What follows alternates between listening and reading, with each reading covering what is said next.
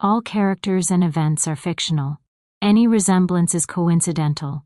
If you believe every lie leaves proof, comment, proof, and stay with me. The room was silent in the way only expensive rooms are. No ticking clock, no buzzing fluorescent lights, just polished wood, leather chairs, and an air conditioner humming so softly it felt like the building itself was holding its breath. Across the table, my husband sat like he was waiting for a valet, relaxed, smug, like this was a transaction, not the end of 11 years. His attorney flipped through the divorce packet with the casual speed of a man who'd done this to dozens of women who cried, shook, begged, and signed. And beside them, she smiled. Not a polite smile, not an awkward one, a victory smile, the kind of smile you wear when you've already moved into someone else's life. She sat with perfect posture, her legs crossed like she'd practiced the angle, her hands folded on the table like she belonged there.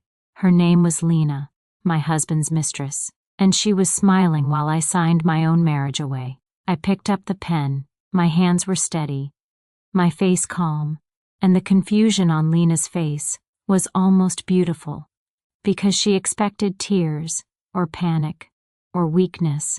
What she didn't expect was patience. I signed my name, one page, then another. Lena's smile widened. My husband leaned back and exhaled like he'd finally escaped something inconvenient. And that's when my lawyer cleared his throat.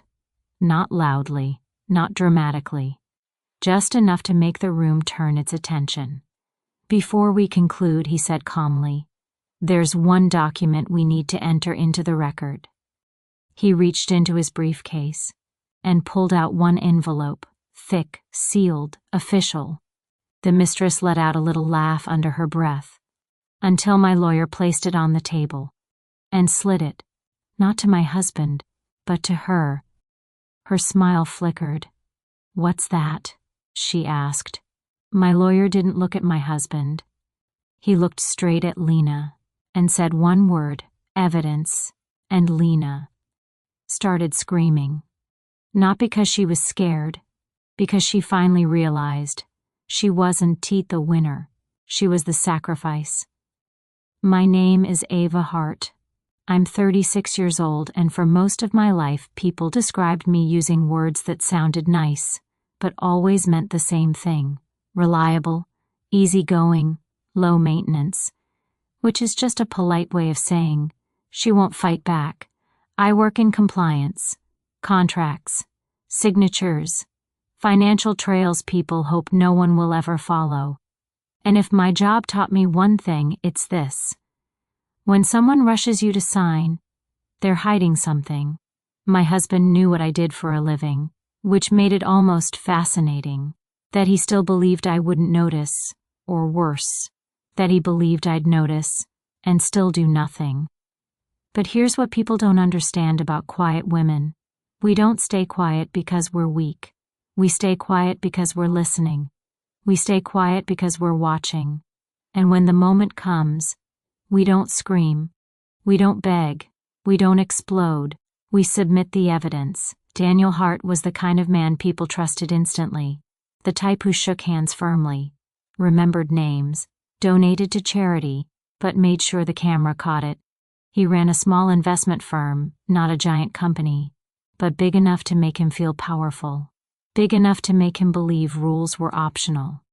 When we met, he called me refreshingly grounded. I was working late at a conference, helping my team fix a compliance error before it became a scandal. Daniel approached me with 2 glasses of champagne and a smile that looked honest. "You look like someone who doesn't let people get away with things," he said. I answered without looking up from my laptop. "I don't. They just don't notice until it's too late." He laughed like that was charming. He didn't understand it was a warning. We dated for 2 years. He proposed on a rooftop, in front of a skyline, in front of a future he'd already written in his head. "Life with me will be easy," he promised. I believed him, because I didn't know easy was his code word for controlled.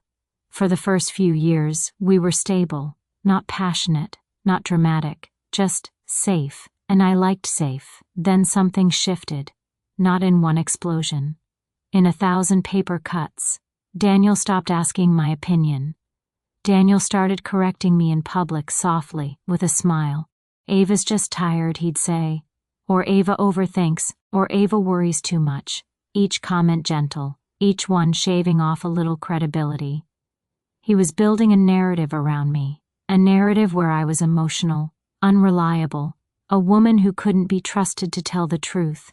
And I noticed, I just didn't react. Because reacting too early is how you lose.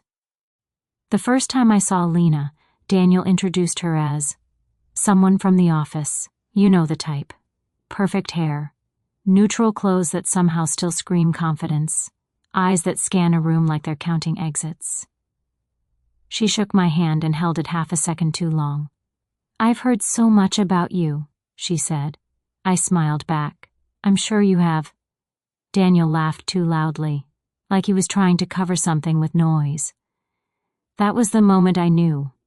Not that they were sleeping together, but that they thought I was stupid. Lena started appearing everywhere. Business dinners, charity events, even one dinner at our house. And what made Lena dangerous wasn't that she flirted. She didn't need to. She invaded. She corrected me once. In my own kitchen. Oh, actually, she said lightly, watching Daniel. Daniel prefers his wine chilled. Daniel didn't correct her. He just smiled. It was a small moment, but small moments are where the truth lives. That night, after she left, I asked him calmly, "Does she know you that well?" Daniel didn't even blink. She's observant. Then he kissed my forehead like I was a child and said, "Don't start, Ava. Don't start." That's what men say when they know you're right. I didn't start. I started documenting. Not screenshots, not confrontations, patterns. Because patterns don't lie. Daniel asked for a divorce on a Wednesday. Calm, prepared, almost relieved. We've grown apart, he said, like he'd practiced it in the mirror. I looked at him for a long time. Then I asked, "Is she waiting in the car?" He paused. Just a breath. Then he said, "I didn't want to hurt you." He didn't deny it. That told me everything. What surprised me wasn't the affair. It was the speed. Within a week, Daniel had a settlement draft. Within 2 weeks he had proposed, asset divisions, and within 3, Lena was sitting beside him in a lawyer's office like she belonged to the marriage. She looked at me like I was a woman being replaced. And maybe I was, but she didn't understand something. Replacing me wasn't his goal. Removing me was. Because Daniel wasn't just leaving. He was trying to erase. The final signing meeting was scheduled for Friday morning. Neutral location, glass walls. Long table. Daniel arrived relaxed. Lena arrived glowing. She wore white, not wedding white, intentional white. Like she was already rewriting the narrative. My lawyer sat beside me. His name was Miles Calder. Not my divorce lawyer. My compliance attorney. My kind of lawyer. The kind who doesn't raise his voice. Because he doesn't need to. Miles placed a slim folder in front of me. He didn't say much. He didn't have to. We both understood the rules. We don't fight with emotions. We fight with documents. Daniel's attorney slid the packet toward me. Just sign where indicated, and I did. Slow, deliberate, page after page. Lena leaned back, crossing her legs. I saw her mouth the word. Finally, Daniel squeezed her knee under the table. They thought it was over. That's when Miles spoke. "Before we conclude," he said calmly, "we need to submit one additional document." Daniel frowned. Lena laughed. "Oh, come on," she said. "We're done here." Miles didn't respond to her. He reached into his briefcase and pulled out one envelope, thick, manila, sealed. He placed it on the table and slid it, not to Daniel, to Lena. Her smile faltered. "What's that?" she asked. Miles answered calmly. "Evidence." Daniel leaned forward, voice sharp. "This is ridiculous." Miles opened the envelope. And everything changed. Miles removed the contents slowly, not for drama, for control. Inside were documents Lena recognized immediately, because they were hers. Company formation records, wire transfer logs, email headers, and one highlighted signature. Her initials. Lena's face changed. Not panic yet. Calculation. She looked at Daniel. He didn't look back. Miles slid one final page forward. A forensic accounting summary. Clear, cold, unemotional. Illegal transfers. Pre-divorce asset concealment. Intent to defraud. Miles spoke one sentence. This was not a divorce strategy. He looked at Lena. This was a crime. Lena stood up so fast her chair scraped loudly against the floor. I didn't.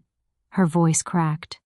Daniel finally looked at her, and for the first time since I'd known him, he looked afraid. Lena's scream came out like a blade. "You said this was clean," she shouted at Daniel. Everyone froze. Miles didn't react. He just closed the folder and said quietly, "We're done here." But the room didn't erupt. There was no shouting from the lawyers. No dramatic objections. Just silence. The kind that exposes everyone. Daniel leaned back like he could physically distance himself from her. "This has nothing to do with me," he said calmly. "Those accounts weren't under my control." Lena turned on him. Her eyes widened, not in fear, in disbelief. "You knew," she said. "You told me to handle it." Daniel shrugged. "I told you to manage consulting. I never told you to break the law." And that's when she understood. He was sacrificing her, right there, in front of everyone. And the look on her face wasn't rage, it was realization. Lena laughed, a short, broken sound. "Oh my God," she whispered. "You're doing this now?" Daniel adjusted his cufflinks like he was bored, and I watched Lena's hands shake. Because this wasn't an affair anymore. This was survival. And she realized, too late, she was never the partner. She was the buffer. Miles spoke again. "There's more." Daniel stiffened. The envelope wasn't empty. It never is. Miles pulled out a second set of documents, older, dated. From 3 years earlier, the room shifted. "These transfers began before the affair," Miles said. Lena froze. "What?" she whispered. Miles continued calmly. "Which means this wasn't motivated by love." He looked directly at Daniel. "This was planned." Daniel's jaw tightened, and for the first time, he looked at me, really looked, as if seeing me not as a wife, but as a problem he underestimated. Daniel leaned forward. "Ava," he said softly, "we can fix this." Fix, that word, the word men use when they've lost control. Miles stood. "There will be no fixing." He turned to the mediator. "This meeting is now evidence." The color drained from Daniel's face. Lena screamed again, louder. "You said she was stupid," she shouted him. "You said she'd never notice." The room went still. Every eye turned to me. Daniel didn't deny it. That was the worst part. I stood up, not shaking, not crying. I looked at Lena, then at Daniel, and I said calmly, "You didn't lose because you cheated. They froze. You lost because you thought I wouldn't read." I walked out.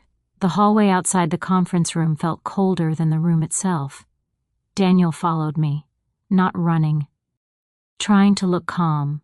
"Wait," he said. "Ava, please." I didn't turn around. Because when someone begs only after being exposed, they're not sorry. They were afraid. "I can explain everything," he continued. "You know how complicated finances can get." Miles stepped between us. "She knows," he said calmly, "and now so do the authorities." Daniel froze. "Authorities?" he repeated. The word landed hard. Because up until that moment, Daniel still believed this was a marriage issue. He hadn't realized yet. It was a criminal one. Behind us, the mediator was already on the phone. Not with another lawyer, with compliance enforcement. Because the envelope didn't just contain proof of infidelity. It contained tax evasion, forged signatures, offshore transfers, falsified marital consent, and deliberate concealment of assets before filing. And that envelope? It had been copied, filed, time-stamped. Daniel's company accounts were flagged before he even reached the elevator. He stared at Miles like he wanted to hit him. Then he looked at me. "Ava, don't do this." I finally turned and looked at him the way you look at a stranger. "I didn't do this," I said quietly. "You did." Here's what Lena didn't know when she walked into that room wearing white. Daniel didn't choose her because he loved her. Daniel chose her because she had a skill. Lena used to work in corporate structuring, shell entities, transfers, clean-looking paperwork. She was the perfect tool, and Daniel's plan was simple: move assets quietly before divorce. Paint Ava as unstable. Rush Ava to sign, then walk away with everything clean and legal. Except, Daniel made one mistake. He forgot who I am when I'm quiet. When the divorce papers arrived unusually fast, I didn't panic. I audited my own marriage. I pulled bank statements going back 6 years, investment disclosures Daniel never thought I'd hand request, corporate filings tied to consulting groups that looked harmless. Until you followed the signatures, and that's when I saw it. A pattern so obvious I almost laughed. Daniel had been moving money before the divorce, always under reporting thresholds, always routed through a consulting entity that didn't exist when we married. An entity Lena had created. Her full name wasn't on it. Her initials were, so I called Miles. Not crying, not shaking, just facts, dates, amounts. Miles listened quietly. Then he said something that made my spine straighten. "Ava, if what you're seeing is correct, the divorce is the least of their problems." I asked him one question: can they still win? He paused. "They think they already did." And that's when I knew exactly how this would end. Back in the conference room, Lena had collapsed into the chair like someone hit her. She stared at the table, her confidence gone. She looked at me with eyes that finally understood what she'd stepped into. "I didn't know it was illegal," she whispered. No one answered, because ignorance isn't a shield, especially when the paperwork has your signature. Her mouth trembled. You planned this," she said to me. I didn't smile, I didn't gloat. I just said, "I noticed it." You still smiled while I signed. That's what broke her. Not the legal words, not the fraud. The fact that she had enjoyed my humiliation. The fact that she had believed she was untouchable. Miles handed the mediator a final document. The mediator read it and went pale. Daniel's attorney swallowed hard. "What is this?" he asked. Miles answered. "A formal notice. And a request for preservation of records." Daniel's attorney looked at Daniel like he wanted to vanish. Daniel's face had lost color. For the first time, he didn't look like a powerful man. He looked like a man who realized the room was closing in. Daniel stood. "Enough," he said sharply. "This is harassment." Miles didn't even look up. "No," he said. "This is compliance." And then Miles slid one more page across the table. A short document. One paragraph. One sentence highlighted. Lena's eyes went to it, and she made a sound, half gasp, half scream, because the highlighted line said, "In exchange for her cooperation, the company will consider reduced liability." "Cooperation?" Lena snapped her head toward Daniel. "You told me I was safe," she hissed. Daniel didn't answer. Because Daniel never answers when the truth is sharp. He just looked at her like she was already gone. Lena stood up and screamed, finally, fully, "You used me!" Her voice echoed off the glass walls. People outside turned. Daniel flinched, not from shame, from exposure. And I realized something then. Daniel's greatest fear wasn't losing money. It was losing the image of control. Lena grabbed the edge of the table like she might faint. Then she whispered, almost to herself, He made me sign something too." Miles's eyes sharpened. "What did he make you sign?" Lena's breathing turned shallow. Daniel's voice snapped, "Don't." But Lena didn't look at him. For the first time, she looked away from Daniel, and when she spoke again, her voice was shaking. He said it was protection, a contingency.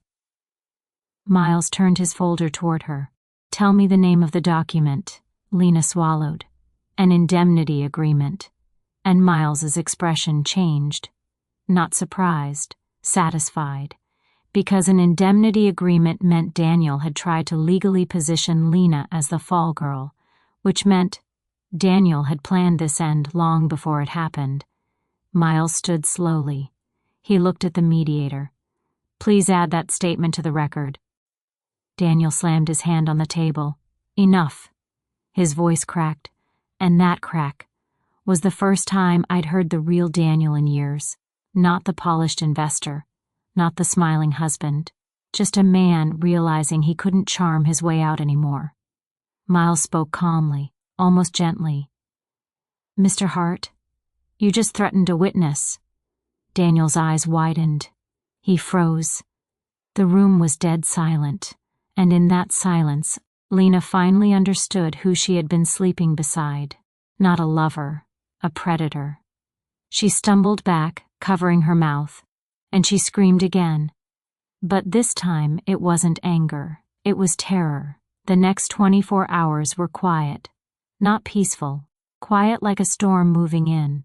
Daniel's accounts were frozen. His firm's website went offline. He was removed from the board within a day. Friends stopped answering his calls.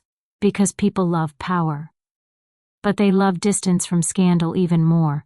Lena wasn't arrested immediately, but she was questioned for hours. Her screaming came later, in a different room. Daniel tried to call me 5 times. I didn't answer. The 6th call went to voicemail, and I let him hear it, because silence is louder than shouting. People think divorce revenge is dramatic. It isn't. Real revenge is quiet. It's reading every line, keeping every receipt, and waiting. Because when someone smiles while you sign, it means they think they've already won. They're wrong. They just signed their own confession. Cheating hurts, but fraud destroys, and fraud leaves a trail. They thought I was the kind of woman who wouldn't fight back, because I was low maintenance, because I was easygoing, because I was quiet. They never understood what quiet really means. Quiet means you hear everything. Quiet means you notice the pattern. Quiet means you let them relax until they expose themselves. And when the moment comes, you don't scream, you don't beg, you don't break, you bring the evidence. If you enjoyed this story, subscribe to The Final Evidence, because every lie leaves proof.